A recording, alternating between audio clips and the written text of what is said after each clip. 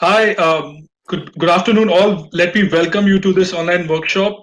So, good evening if you're joining from Europe and India, or good afternoon, and early morning to those people who are joining from the Latin America geography.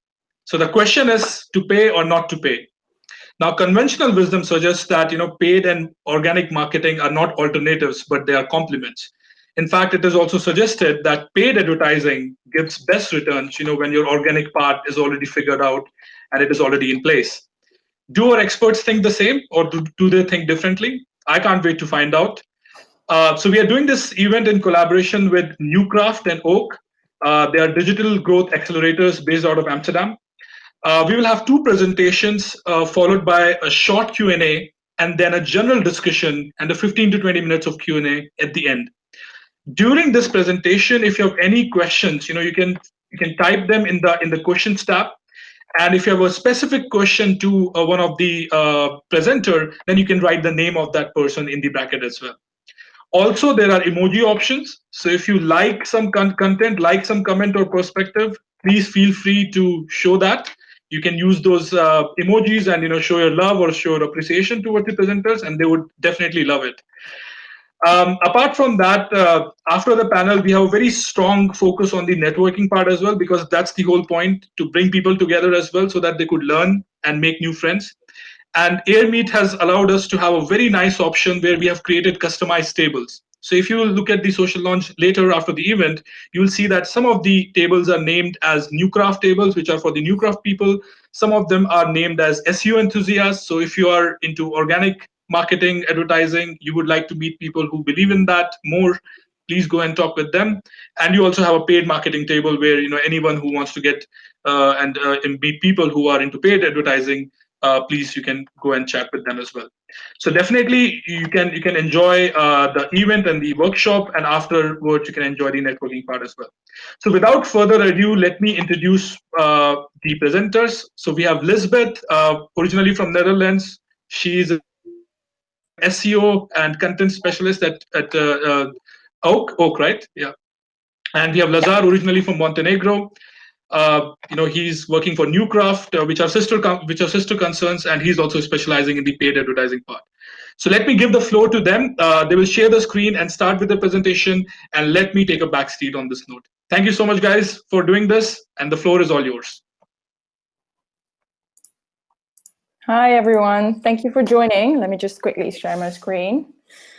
There you go. Well, as he just quickly explained, we're going to talk about SEO and SEA. Let's just quickly introduce ourselves first.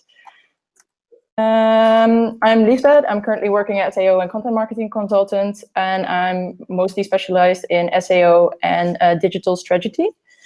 Lazar, do you want to introduce yourself? Yeah. Yeah. Hello, everyone. So again, glad to be here. So I'm Lazar. I'm in the paid section of Newcraft. So basically, marketing automation, focusing on the Google product.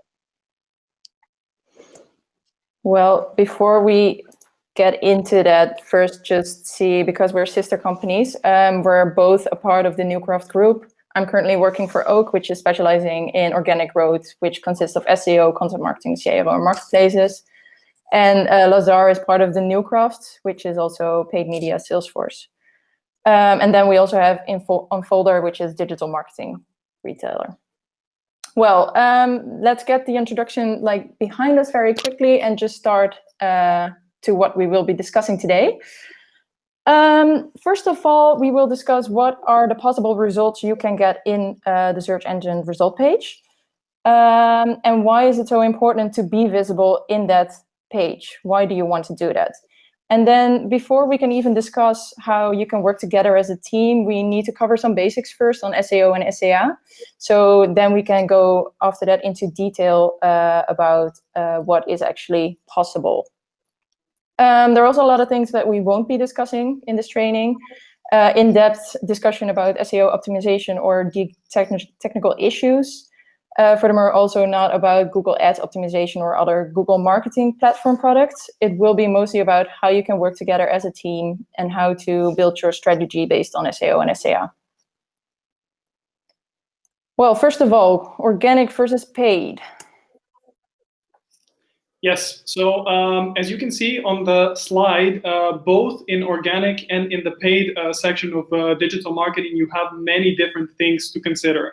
For this training, so specifically, we will focus on SEO and SEA, but you can see that, for example, in the paid, you have shopping, social, like Facebook and Instagram display. In the organic, you can actually do content marketing. So what are you putting on your websites? Marketplaces, so optimize all the content that are put on marketplaces, but that is a bit in-depth and too much for this session. Yes? So, actually, we all are familiar with this page. This is how it looks if you put any search query on Google. You get a bunch of things, and then you might wonder, what is all of this? Well, so the first part you can see is actually Google Ads, and that is what we call SEA. So that is the paid ads that are provided by advertisers and pushed by Google, and you can see the small AD in the corner.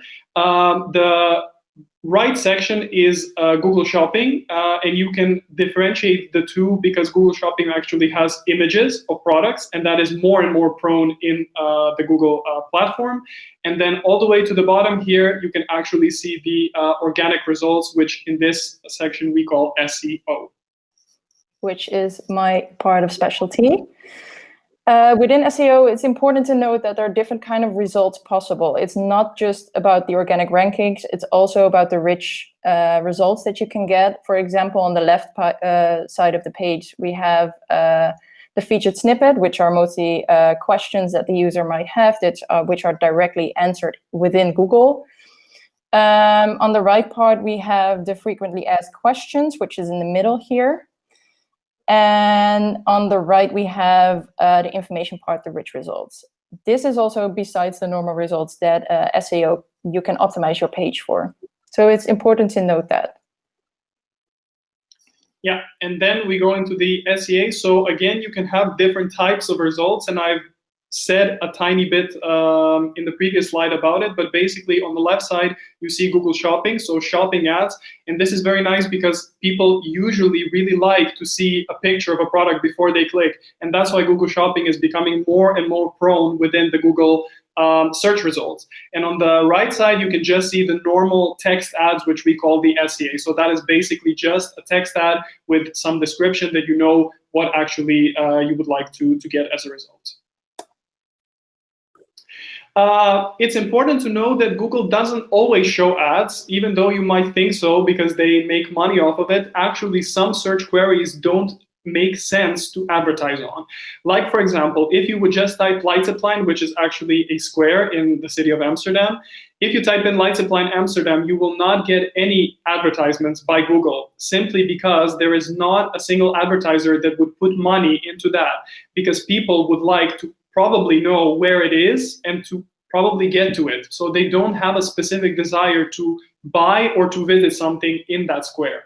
But if you say Hotel Leidseplein Amsterdam, then Google knows that the intention is to actually probably book a hotel at Leidseplein in Amsterdam. And then you see in the search results, everything is filled in with Google Ads. Well, why would you want to be visible in all parts of the search engine result page? Well, one main important factor is that it can increase your total traffic. For example, this is some data from one of our clients, actually. We saw that shopping took about 4% of the traffic, the SEA took 6%, and the SEO took 10%. So in total, we took 20% of all the traffic on this page. However, if we only invested in SEO or SEA, then that would mean, like, automatically mean that we would lose like 10% of the traffic on our page. So it can be very interesting to combine them or be visible with both parts on the result page.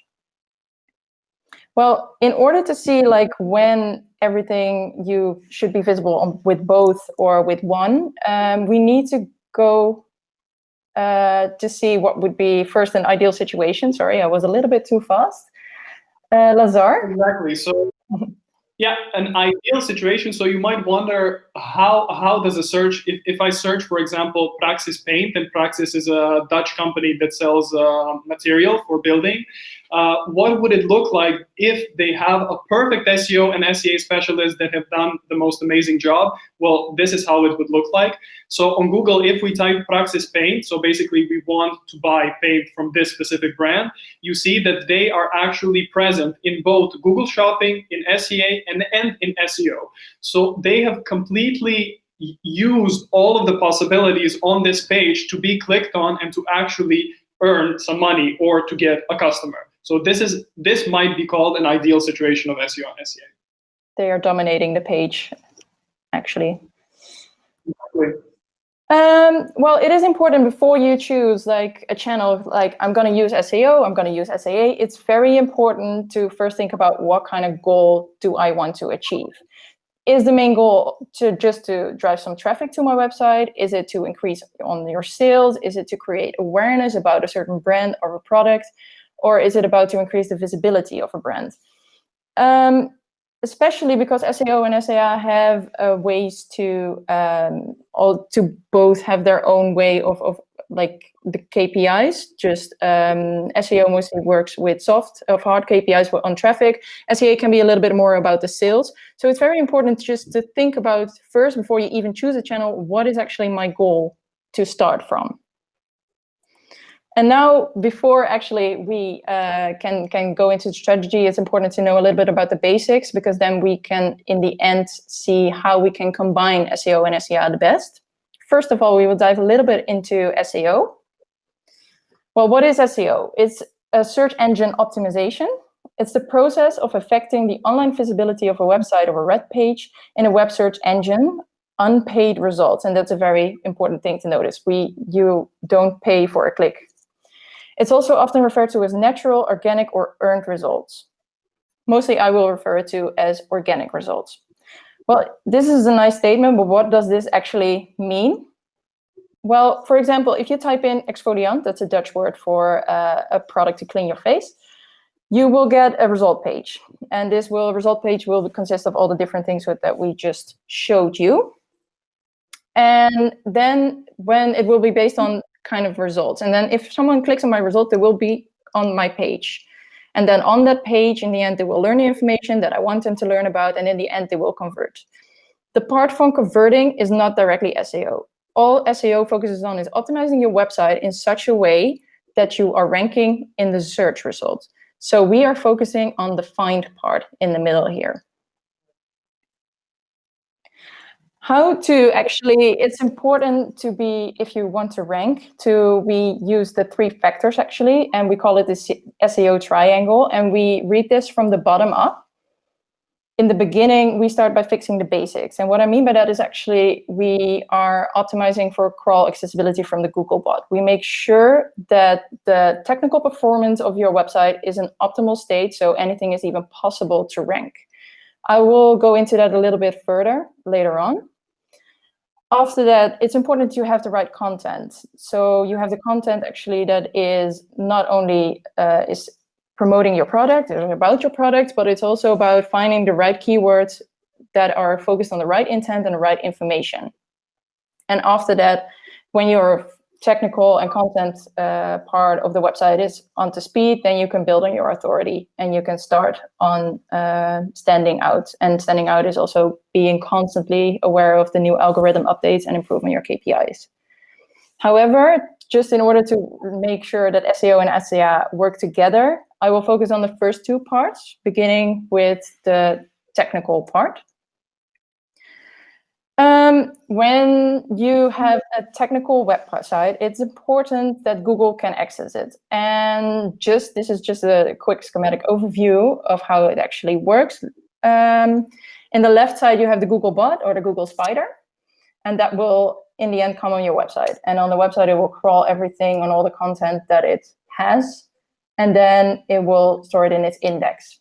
Then you have an algorithm, actually the Google algorithm, and that decides which parts are important to rank and which part are less important. You can think about, for example, the content on your page or the site speed or anything else that Google finds important.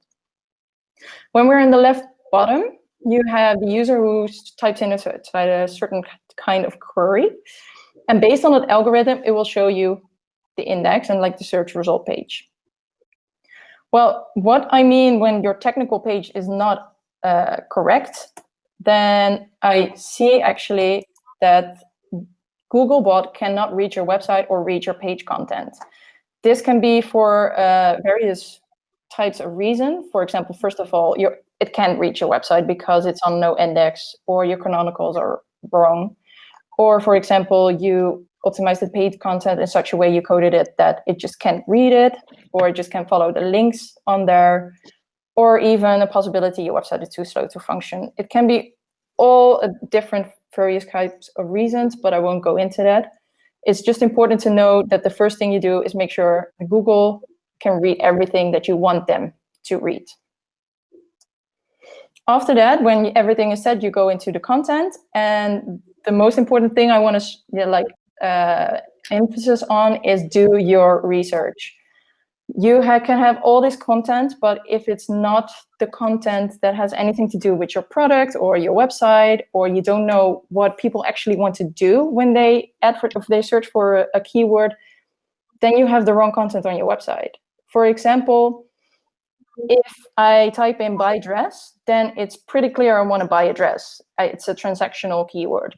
But what if I just type in dress? What do I want to know? Do I want to have inspiration about a dress? Do I want to buy a dress? Do I want to navigate myself to a location where they sell a dress? It can be very different kinds of reasons.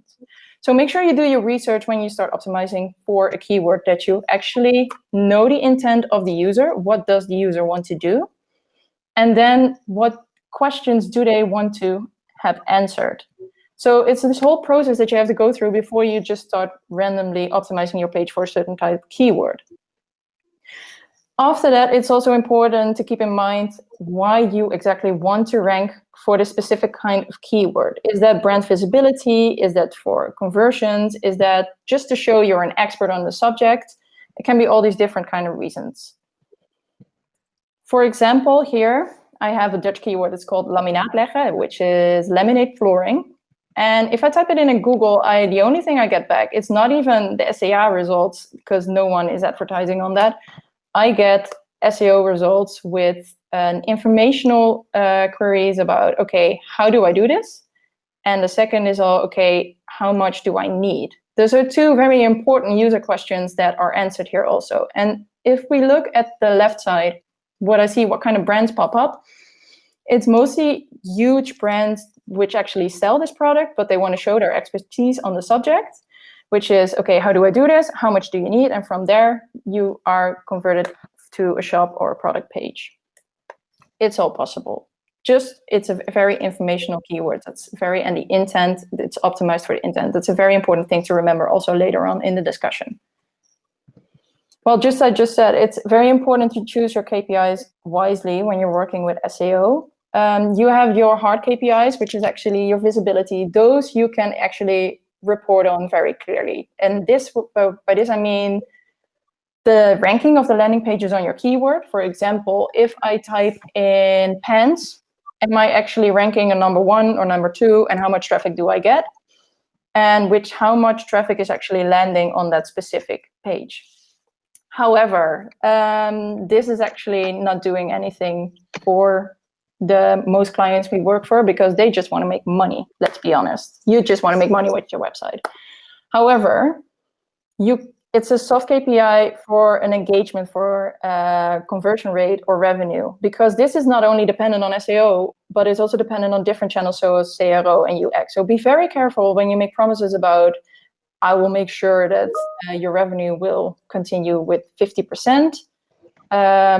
It's very difficult to do that because it's also on different channels.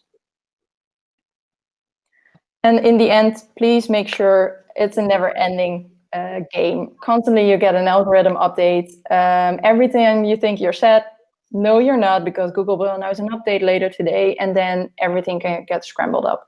But that's also the part of the game, which makes it so nice to work in SEO. If you have any questions about this part, can you please go back to the previous slide, of course. Which one? Let me just check. Is that this one that you mean? Yeah. Just let me know when you're welcome. If there aren't any other questions, we can go to the SEO part. Yeah, there is one question. Yeah, how can we keep up to date with Google updates considering many of them are not open to the public as well? Well, we have, Google has their own way of announcing an update. They will just throw it on Twitter or on their own website. And then they just announce, yes, we have an update. And then the fun and game starts actually, because then mostly you have an insight, who are my competitors and which keyword was I ranking for? And then you actually start constantly tracking, okay, did I actually lose any traffic? Did I lose my rankings? On which keywords, which pages were connected? And what did my competitors do? Did they actually also lose traffic? Did they go down in rankings or did they go up? And then it's the constant game, okay, what do my competitors have compared to what I have? And did I go up or did I go down? And then you can make the whole game with, I think the algorithm is based on this side. And there will be a lot of, and I mean a lot of SEO experts who will tell you their insights as soon as possible. So it's important to keep track of those if you're interested in it. How can we predict how the next Google algorithm will change? You cannot.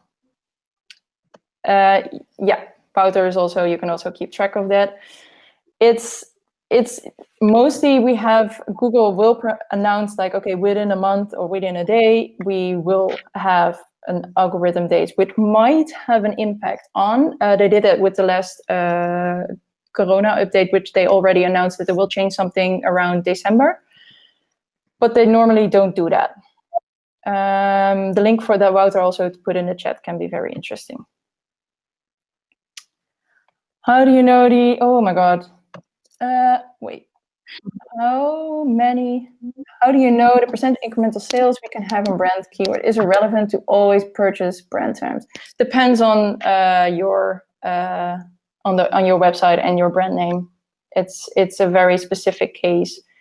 I think this is also an SEO related question, also more to purchase on brand terms. Yeah. It's Lazar, have you insights on that already, or do you want to answer it after your part? It's a quite good question. I think we won't really answer it in this presentation, but maybe it will be a bit more clear after we go through the SEA part. But I can just give you a quick answer and tell you that, as Lisbeth said, it is dependent on the visibility of your website and your brand in general. So if you have a very strong brand, then you would think that actually the most sales you can pick up organically. If you are a brand on the rise, then you would really want to be present in the paid searches, especially for your brand name, and then you would expect actually more sales from the paid results because people are not that familiar with your brand. Okay, if there are no more questions, then Lazar, I suggest you take the floor. Yeah, thank you. So now we quickly will go over the basics of SEA. So you've heard from Lisbeth about the SEO, but now we go onto the paid side of Google. So everything that you do here, you have to pay for it. That is the main difference.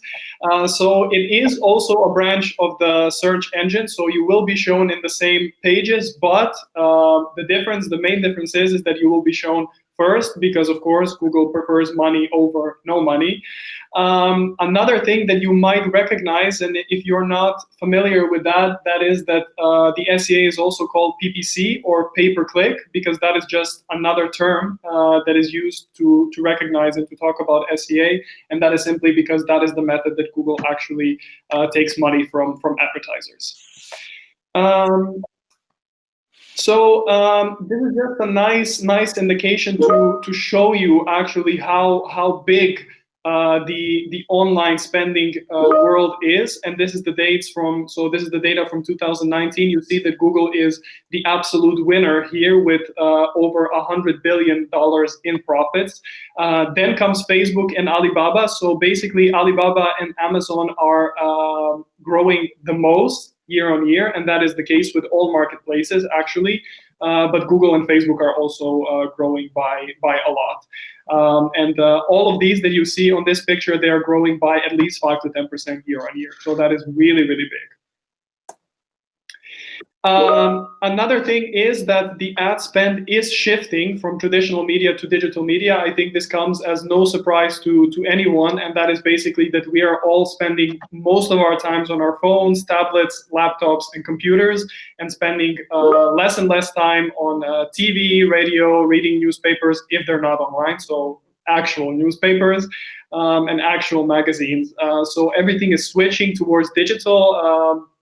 Advertisers and brands are seeing that people are spending more time on the digital platforms, and that's why the budget switches also to digital. So this is just a very big overview of what is offered by the Google Marketing Platform, and that is basically the entire platform that you can use to advertise and to basically be present online. All of these things are used for different things, like, for example, display and video. They're used for display advertising, data studio for showing your data and nice dashboards, but today we will only talk about the actual search ads. And good to mention is that if you see 360, so you see 360 next to some of these names, 360 means that that is a paid product, and if it is without 360, it means that it's a free product, basically. Yes. Yeah. So how does Google actually decide which ad is going to be shown when you type in something?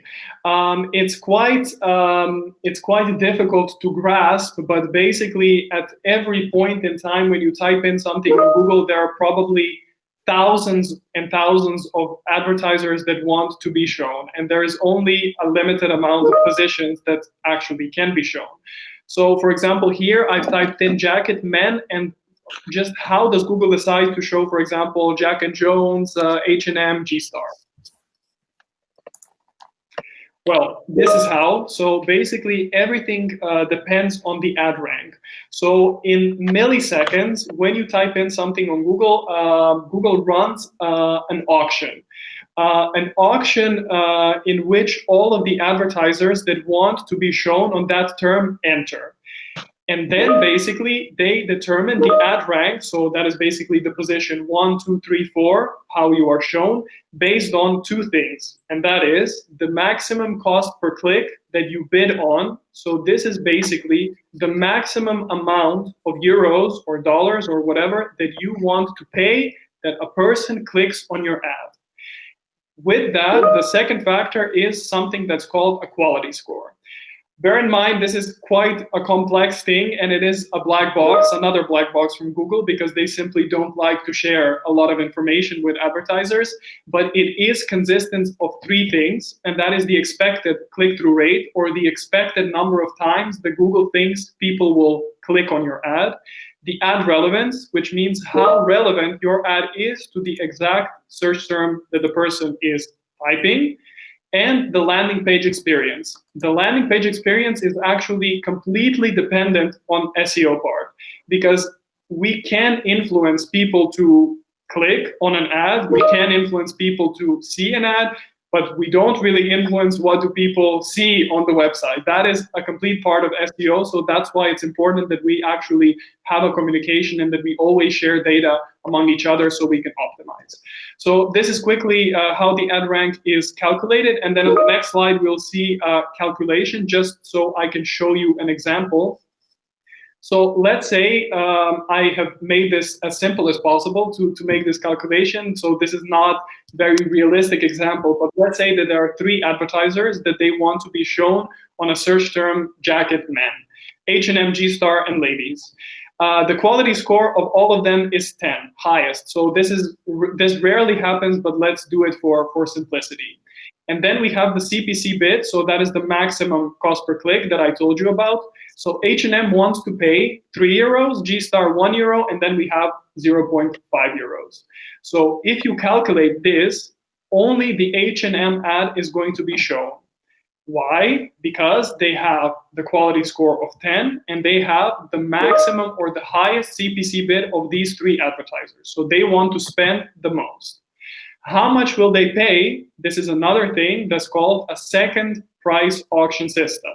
So Google will not take 3 euros from H&M. They will take 1 cent more than the second advertiser is ready to pay. And that is, in this case, €1.01. So basically, you will pay 1 cent more than the second advertiser that lost that auction. It is a bit complex, a bit of a complicated calculation. So if you have questions, just type it in. But this is basically an overview. With this slide, I just wanted to show you, because probably most of you don't work still or are still not familiar with the actual platform of Google Ads, and this is how it looks. You see that there are certain things on the left side that you can enter, and that is basically campaigns, ad groups, keywords. I won't go too much into it, but basically those are the 3 layers that are within Google Ads and how you actually advertise. And then on the next slide, we also see how the ads actually look like. So within the Google Ads interface, you basically tell how much you're going to spend, your entire budget, your cost per clicks, how much you're willing to pay. You write your ads, you have all the data, you know how much people clicked on it, you know the audiences that clicked on it. So everything is within that interface. Now, questions, please. Maybe to give like 30 seconds to type it in if you have any questions. If not, then we continue on the last part, and that is basically how to actually combine these 2 things, because that's I what just this got a quick question here for you already. What if the quality score is bigger for G star? So I'm guessing that's, oh, wait, let me just go back about this one. What if your quality score is bigger than for G star? I think it's lower. Yeah, than. so that is another thing. So indeed, this is the point where Google says that they don't care only about money, that they also care about the users. So if you have a very high quality score and you bid low, then you are going to probably win the auction, because Google actually also wants to show the most relevant ads to users. So if they know that you have a good landing page, that people probably like your ad, that they will click on it, but you bid a bit lower than the other advertisers, then they will still give you the advantage over them. So it's not that they only want the money, even though they still get the money, but this is more of a user-friendly factor that they want to put into the actual auction system.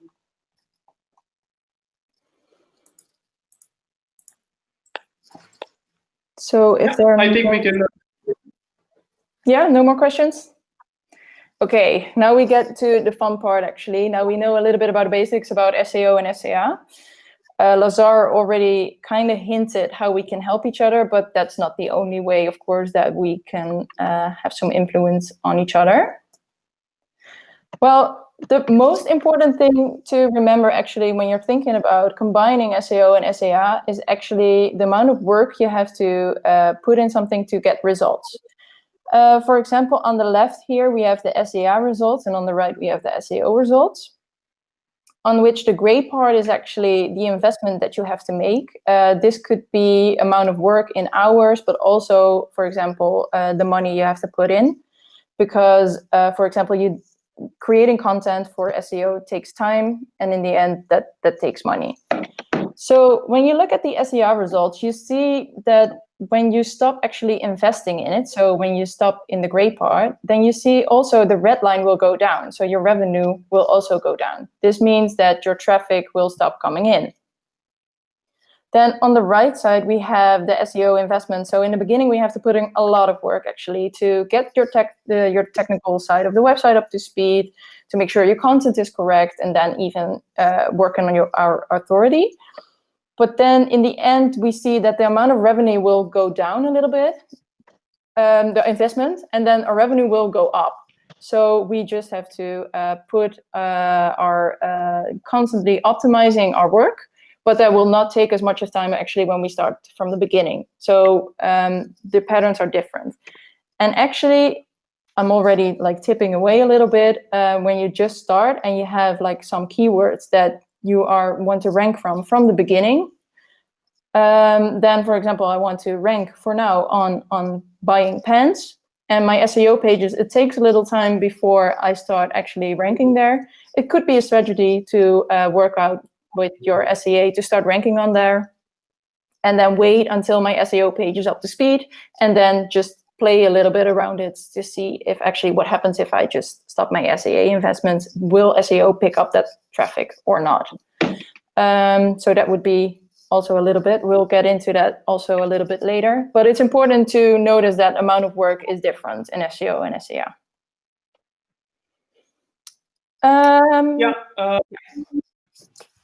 So basically, in this picture, we can see that SEO and SEA is not always compatible, and it's not always the ideal situation. So they can be big competitors, and they usually are, simply because Google has just went from giving some space to ads to now pushing it and giving almost all of the space, at least at the beginning of the page, to ads, especially if you are on mobile. So if you're on a mobile device and then you have the ad section, then you really need to scroll a couple of times until you get to the organic results. And that really has a big impact on the click-through rate of organic. So that is something to really consider. Yeah, especially on your mobile. Yeah. Exactly. However, SEA is not our only competitor. Sometimes even Google is our competitor in SEO, because of the rich results that I just showed you also earlier on. Because Google is currently trying to keep the users within the SERP as long as possible. Because actually, the longer that you are in Google, the more data they can actually gather from you and the more profit they'll make. They want to keep you in the result page as long as possible. And they actually do that by providing you the rich result or the featured snippets or the FAQs, because then you get your answer already on Google. So why would you ever need to go to the website if you already have the answer on Google? So also keep that in mind, that sometimes Google is also not very nice for SEOers.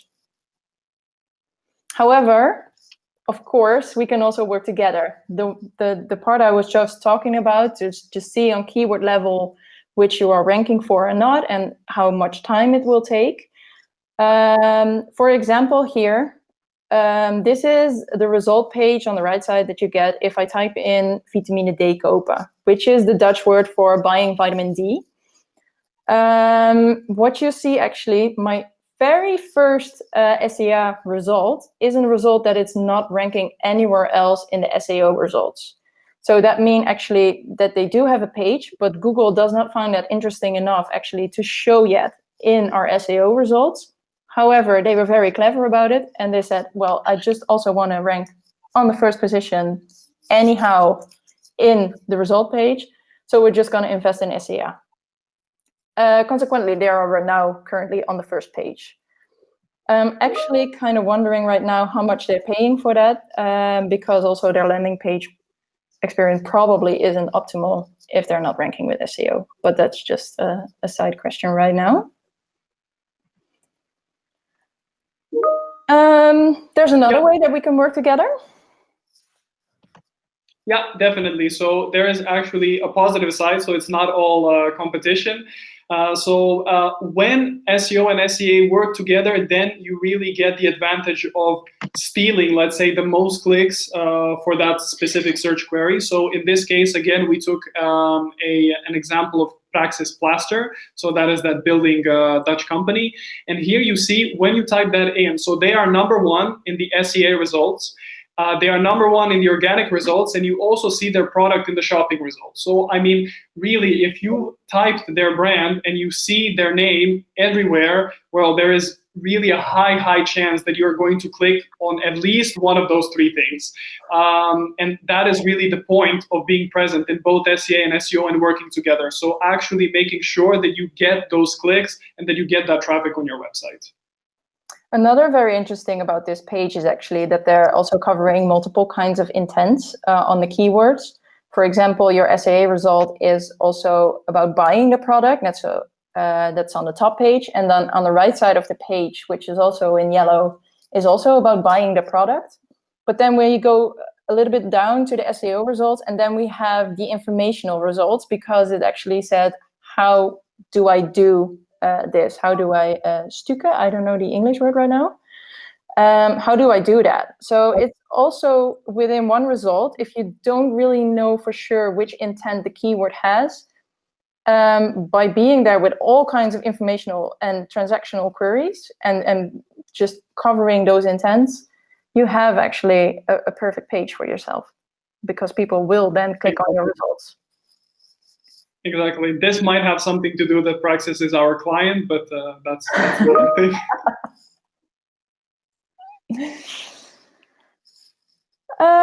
Well, another way actually we see, like, okay, they can work together and they cannot work together. It's a different thing, but how to define your strategy? Yes. So I've already talked about the ad rank and how the quality score is one of the factors that Google takes into consideration. And this is really the point where a lot of advertisers are spending much money and investing a lot in SEA and just losing it just because they're not communicating with their SEO partners. If we see, for example, that our quality score is low, we can actually, within the Google interface platform, we can check which factor is below average. And if that is the case with the landing page, then we know for sure what is wrong. It's either that people click on the ad and the website is loading so slow that people click out, or we are sending them to a certain page that actually people don't connect with. It's not it. So we either need to change the URL or the page where we're sending them, or we need to improve that page. And we improve it, of course, with the help of SEO. It's really, really important to know that the actual page where we send them has so much impact on what do they do on the actual website, because it's only the beginning that we actually get them to our website, but then to get them to buy something or to do something is a whole nother thing. Well, there's also something else besides the landing page experience. We also gather a lot of data. And what we noticed actually while we were working together also is that SEOers and SEAers are not really used to sharing our data and work with a strategy together.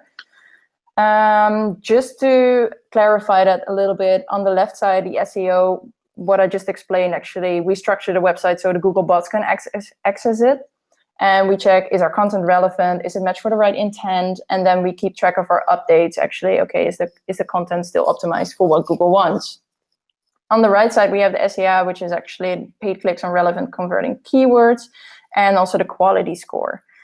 As Lazar just explained, discuss with your SEO or on your, if you see that your quality score is low, please discuss with your SEO partner how to improve them. They always have some tweaks or a little bit or suggestions how to improve them. However, there's also a lot of data gathering that we can share. And what I mean with that actually is mostly about the keyword research and the audience. And what I mean with the keyword research is that we as SEO, we always start with a keyword research. We double check what are people actually looking for, what do they find important, what is the intent of that keyword, and what kind of user questions are linked to that keyword. It can be very relevant to share that with an SEAer, because then they have directly the right insights to know what actually a transactional keyword is, what would be relevant for what kind of page. So that's one part of sharing the data. And the next thing is actually share insight about the audience. SEA has a lot of insight also, who is clicking on my results, who is not clicking on my results. And they have a lot of insight, like who is actually reading the page. We as SEO create the page, or actually work on the page, and it could provide some helpful insights to know actually who exactly is reading our page, and can we improve our page based on that information. Besides that, it's also very information to know actually what kind of keywords are for what kind of part in the customer journey of our audience. Because, for example, if I just want to find some inspiration about, I don't know, the product that I want to sell, for example. I just want to find a good book to read. And that could be more of an informational query, which is mostly in the beginning of the customer journey. But if I already know the title of the page, the book that I'm looking for, then it could be very relevant to focus on our SEA. Because I already know that the transactional intent is there.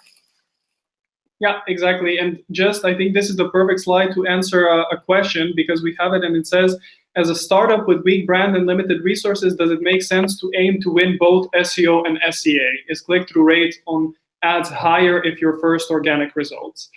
I think this is it's quite difficult. I think to answer these questions, because it is, I think, industry specific also, but also, yeah, which market are we talking about? But what I would say, and Lisbeth, please also give your input. If you have a weak brand, it means that you won't get a lot of brand searches. So people are not going to actually search for your brand. So what I would do is focus your SEA budget on the non-branding search terms that you think you can actually sell, so that you think that people would buy. Only transactional, so don't spend your budget on the actual awareness phase or orientation. Only transactional, only when you know people want to buy. And the rest, at the same time, I think you should actually invest in SEO to start ranking on also those non-brand tools. Yeah, I think especially in the beginning, if you have a non-branded keyword in the beginning of your customer journey, which is mostly inspirational, informational, then it can be very interesting to double check your content on to see if you can start ranking with SEO. It also, what Lazar already said, it depends on the kind of product that you're selling. Is it actually, do you really want to be there from the beginning on a position number one to start selling something? Because then you have a little bit more insights to know, and it can be interesting to use SEA in the beginning already, and then before you take the time for SEO to start ranking. So I think that's also very like a limited part. But in the beginning, for essential, if we don't know what kind of market we're talking about, use SEA indeed for your transactional, and then SEO for your more informational kind of queries. Exactly. Well, how do you make your strategy, actually? We talked a little bit about sharing your data, and please notice your quality score. But what also to, like, you already have a product and a website live, but how can you improve this? Well, there are like 3 main steps that you actually need to take care of.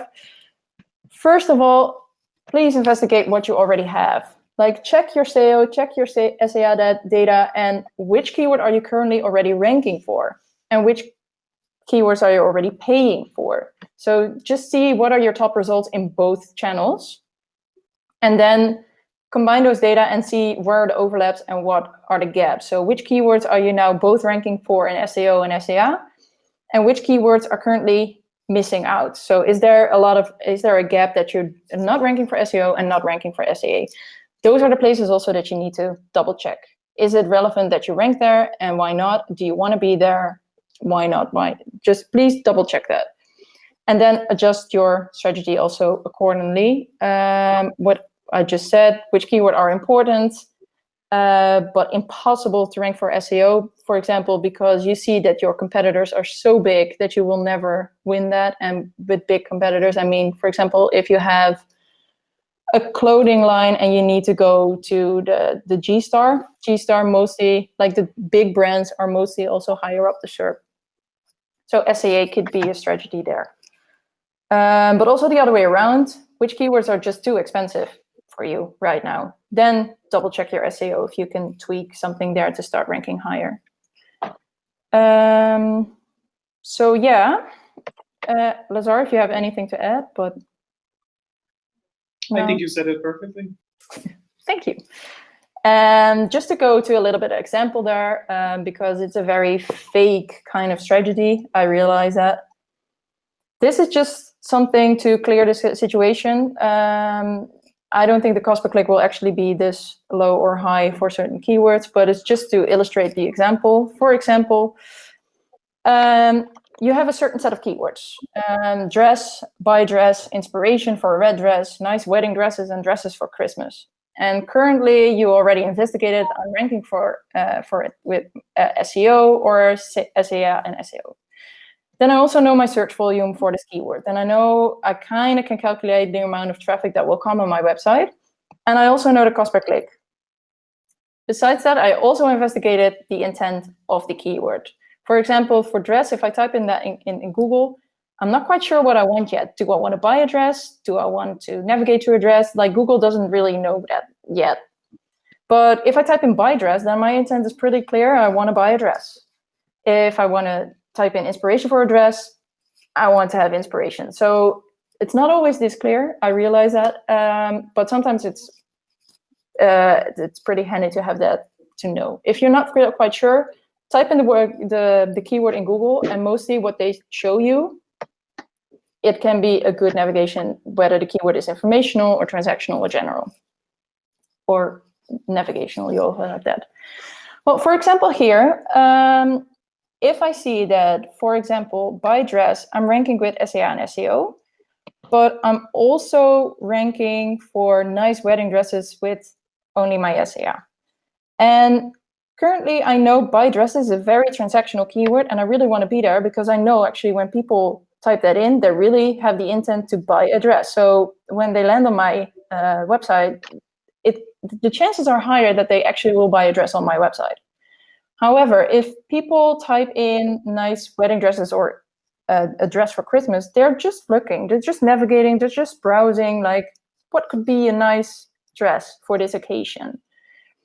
However, every time I click on the result for my SEA, I will pay, but the people will not convert, or most likely less to convert on my website.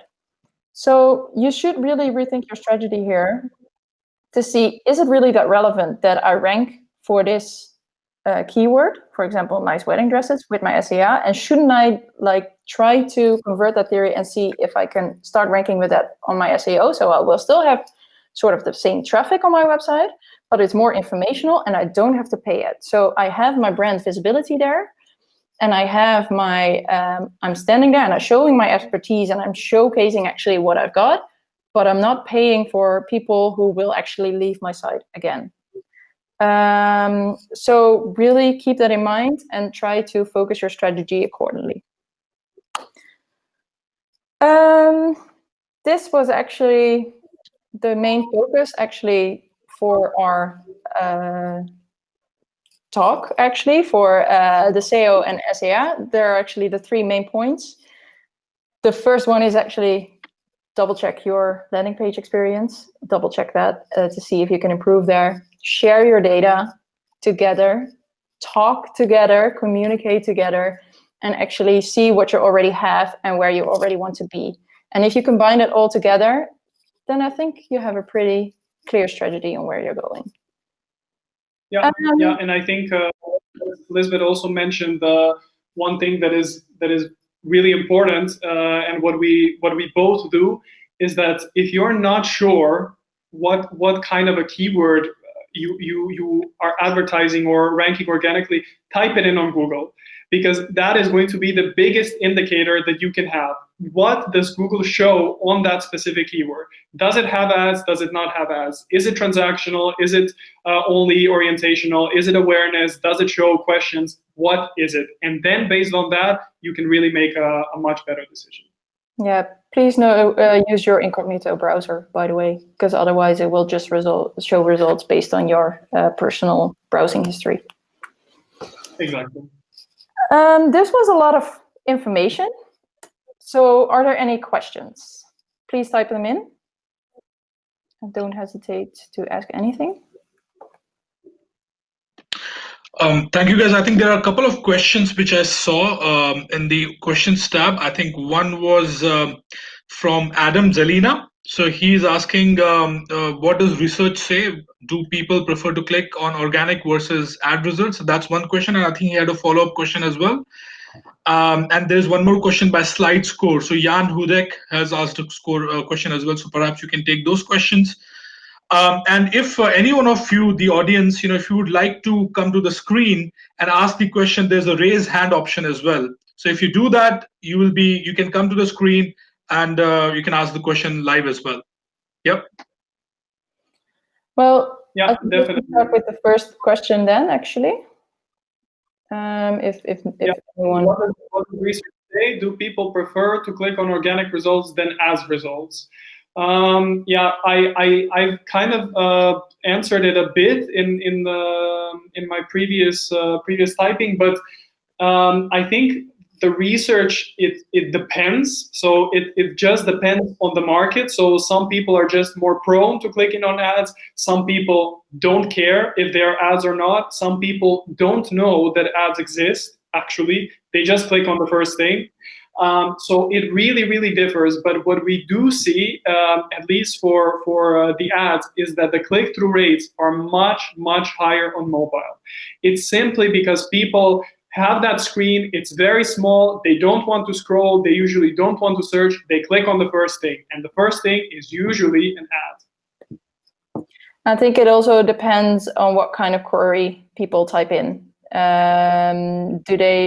Whether it's organic or paid, it also depends on their intent. Personally, I never click on an ad, and it's also because I have an ad blocker. So I think that also could be a very great indicator whether you click on it or not.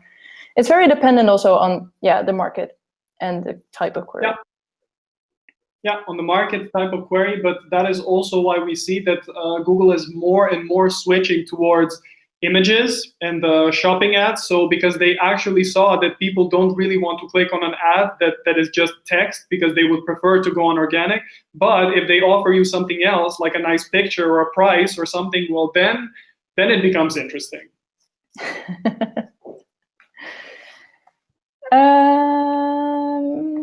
Let's go to the next question then.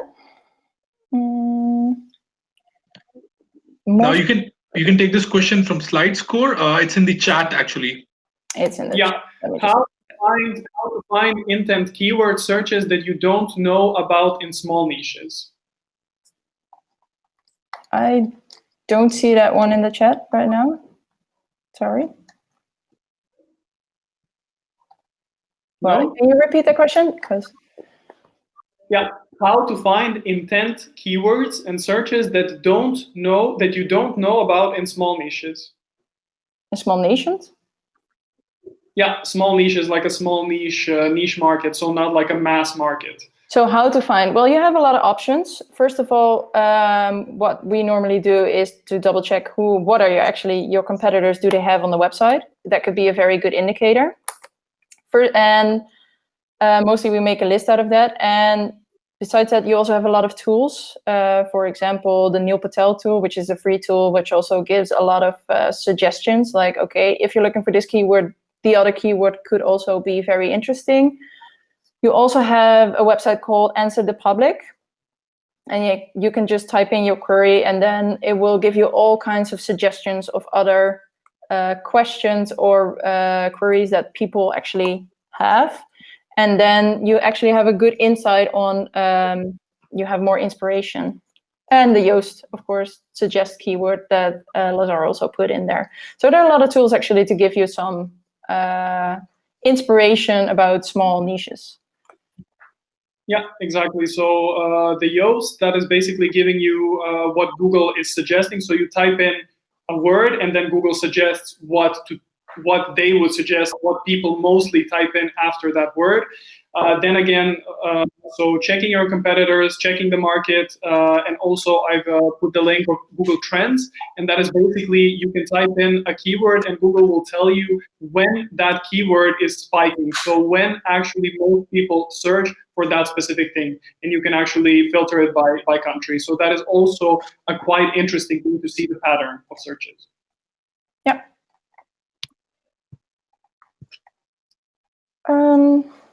Are there any more questions? Please let us know.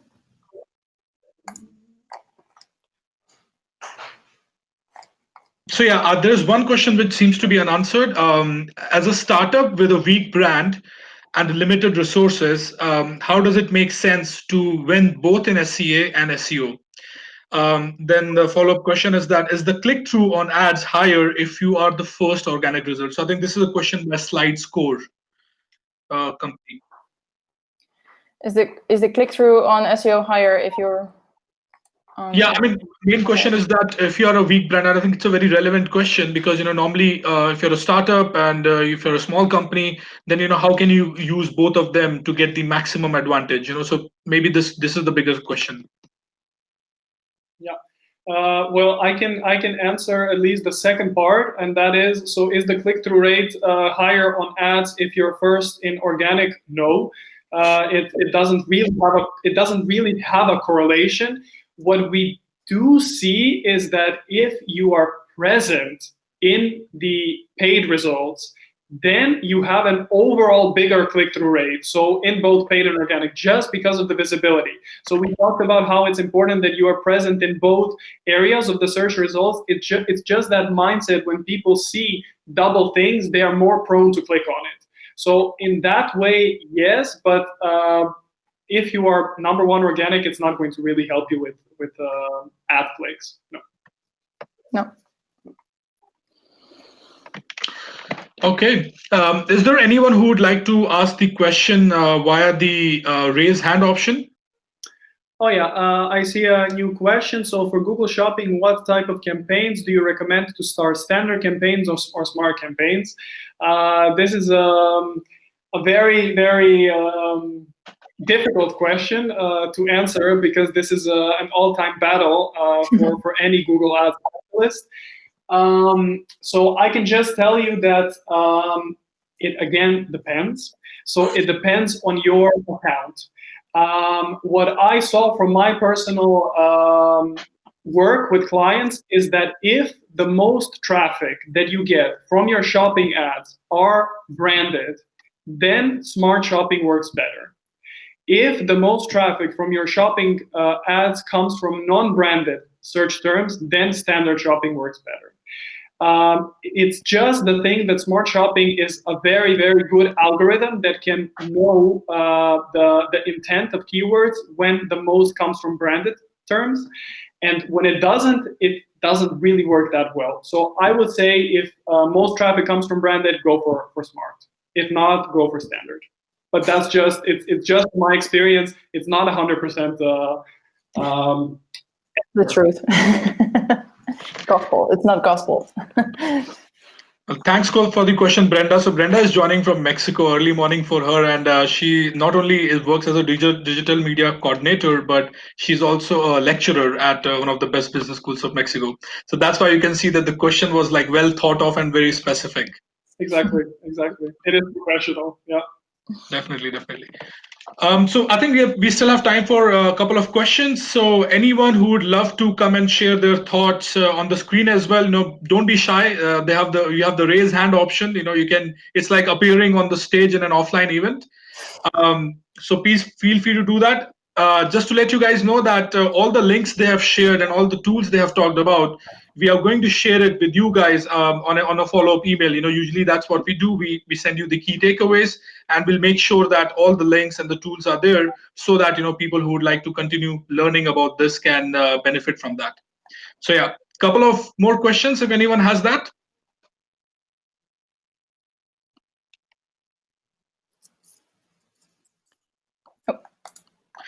Okay, seems to be it. But yeah, if that is the thing, then I think we can call it. We can finish the event. But of course, the social launch option is still there. So let me thank you, Lisbeth and Lazar, for this time.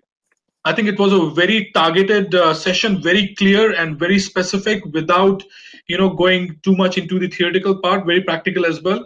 So people who do not have much idea about SEO and SEA and who are wondering how to use them together, I think this presentation would have definitely helped. So thank you so much. Any final comments from your end before we finish the session?